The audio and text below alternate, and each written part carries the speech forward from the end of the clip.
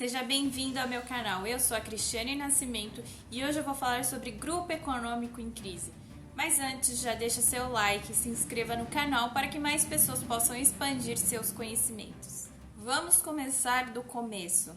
As empresas que se encontram ativas do mercado, geralmente gerando empregos, receita, cumprindo sua função social e apresentando resultados positivos, são empresas saudáveis. Entretanto, nem todas as empresas permanecem saudáveis durante sua trajetória.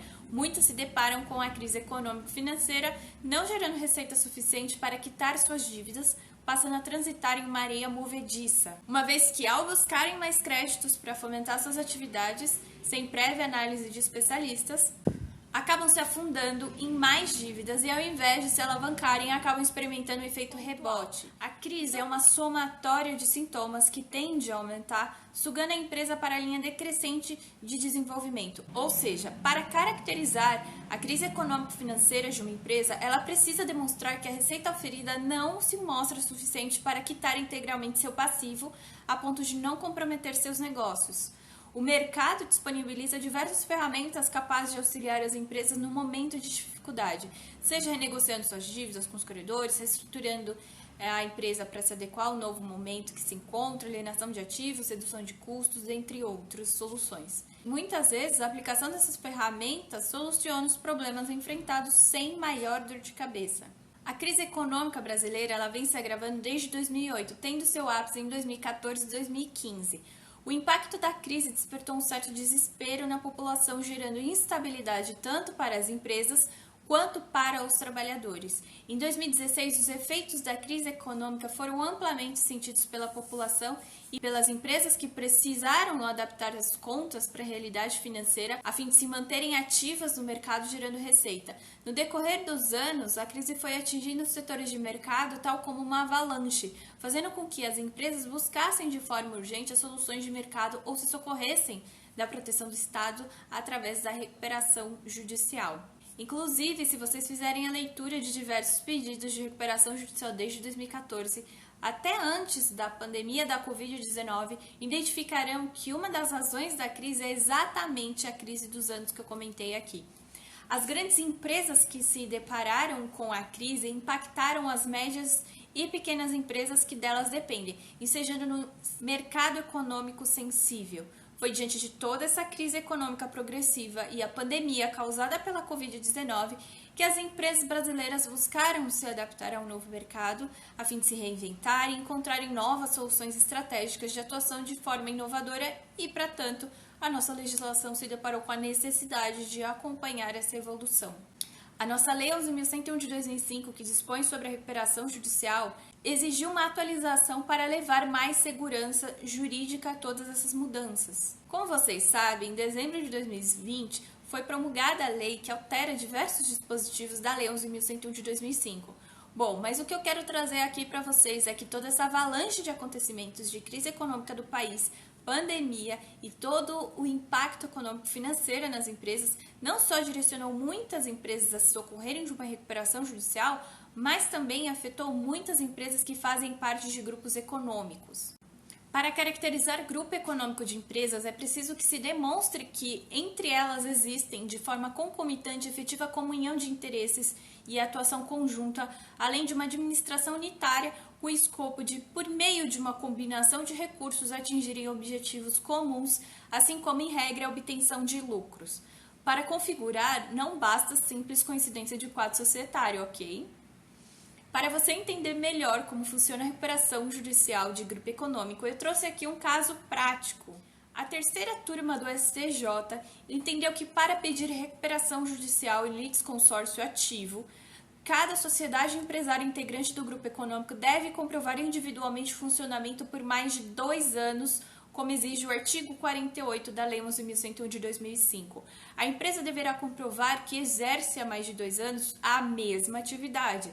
Se ela mudar antes de pedir recuperação judicial sem preencher nessa nova atividade o período de 2 anos, a recuperação judicial dessa empresa não será aceita. Nesse caso julgado pelo STJ, aconteceu o seguinte: em primeira instância, o juízo da recuperação judicial deferiu o pedido para 2 das empresas e o negou para outra, por entender que essa última não contava com o mínimo de 2 anos de constituição, seria um impedimento legal. O relator do recurso no STJ, o ministro Vilas Boas Cueva, afirmou que, em se tratando de grupo econômico, cada uma das empresas deve demonstrar o cumprimento do requisito temporal de 2 anos, pois elas conservam a sua individualidade e, por conseguinte, apresentam personalidade jurídica distinta das demais integrantes da referida coletividade.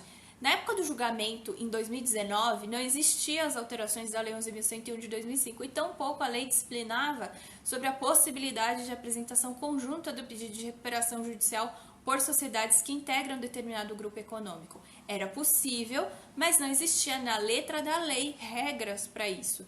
Por outro lado, como é possível a aplicação subsidiária do Código de Processo Civil aos processos de recuperação judicial, a análise de grupo econômico na recuperação era realizada por analogia, utilizando os dispositivos legais do CPC. Nesse contexto, vários doutrinadores sustentam a possibilidade do pedido de extorguimento ser formulado por grupo econômico, haja vistas normas a respeito do litisconsórcio inseridas no CPC não se revelarem essa turma incompatíveis com o processo recuperacional, explicou o ministro. De acordo com Vilas Boas Cueva, a utilização do litisconsórcio ativo na recuperação fica clara quando se leva em conta que as organizações empresariais plurissocietárias são caracterizadas por entrelaçamentos contratuais com responsabilidades cruzadas, decorrentes em tese da necessidade de união de esforços com o propósito de obter maior lucro, de reduzir custos e de aumentar a participação em um mercado cada vez mais competitivo e complexo. O relator explicou que a admissão do litisconsórcio ativo na recuperação judicial obedece a 2 conjuntos de fatores: a interdependência das relações societárias formadas nos grupos econômicos e a necessidade de superar simultaneamente o quadro de instabilidade econômico-financeira e a autorização da legislação processual civil para as partes litigarem conjuntamente no mesmo processo, não havendo colisão com os princípios e fundamentos da Lei de 11.101 de 2005.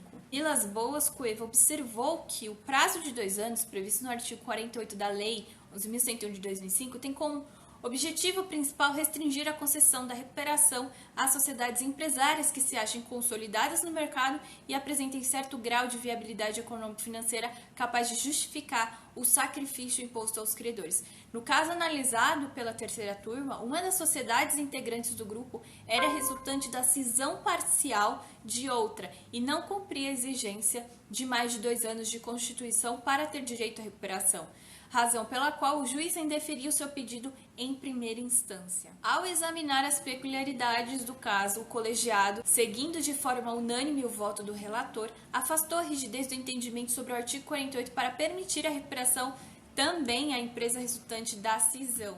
Para o ministro, é incontroverso que a nova sociedade não havia cumprido o prazo de 2 anos de exercício regular da atividade empresarial, circunstância que afastaria em tese da possibilidade de requerer a recuperação judicial.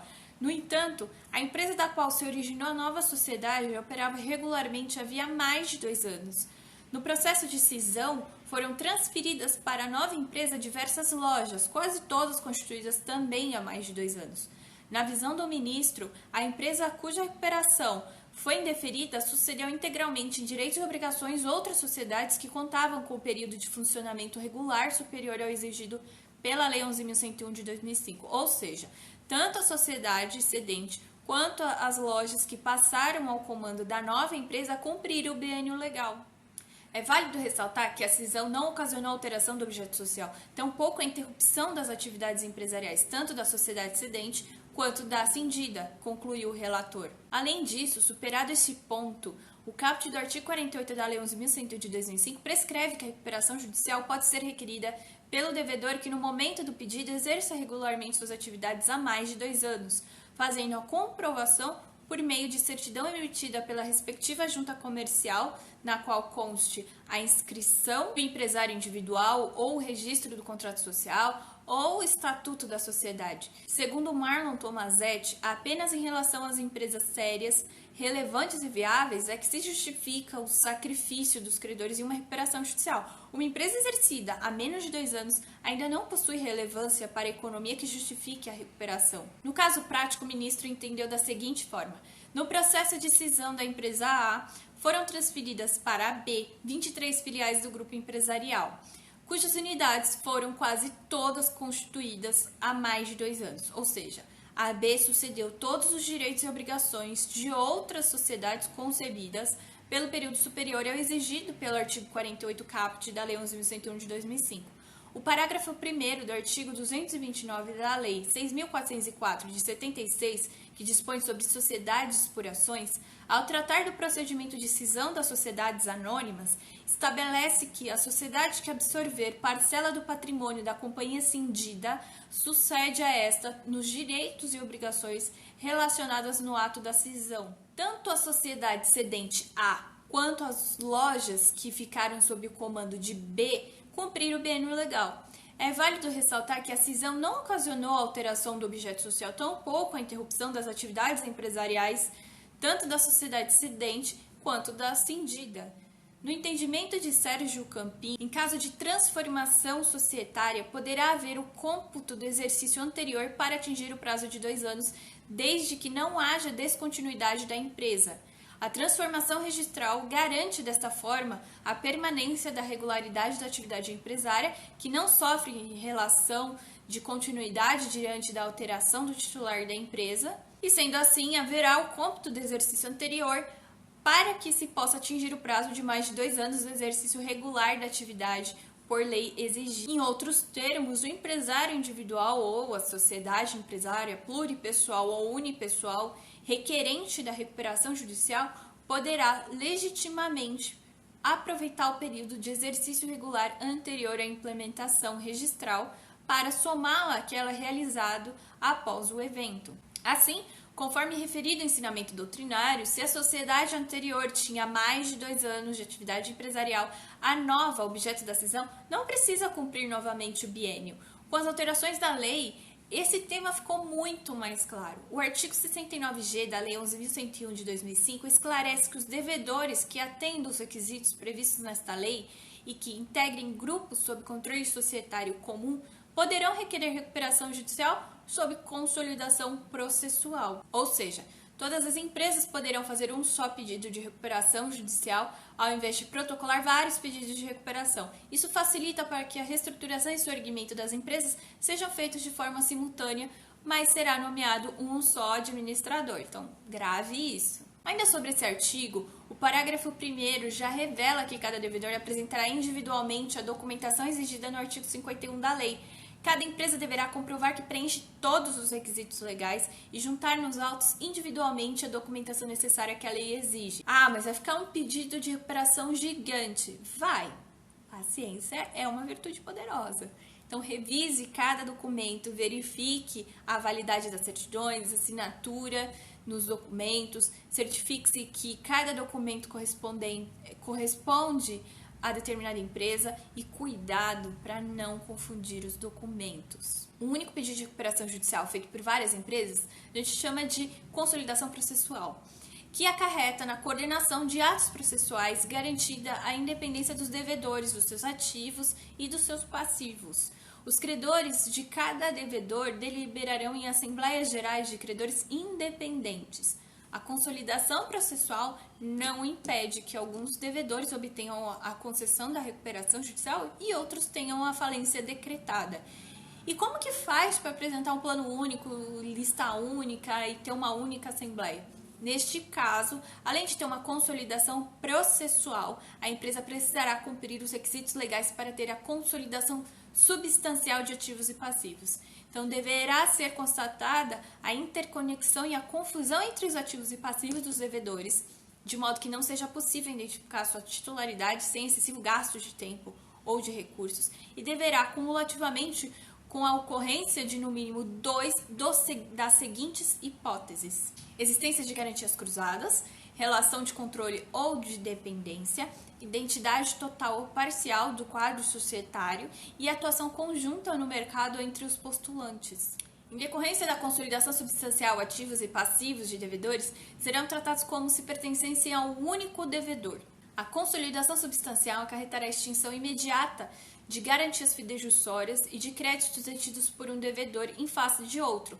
Além disso, não impactará a garantia real de nenhum credor, exceto mediante aprovação expressa do titular. Admitida a consolidação substancial, os devedores apresentarão um plano único que discriminará os meios de recuperação a serem empregados e será submetido a uma Assembleia Geral de Credores, para a qual serão convocados os credores de todos os devedores.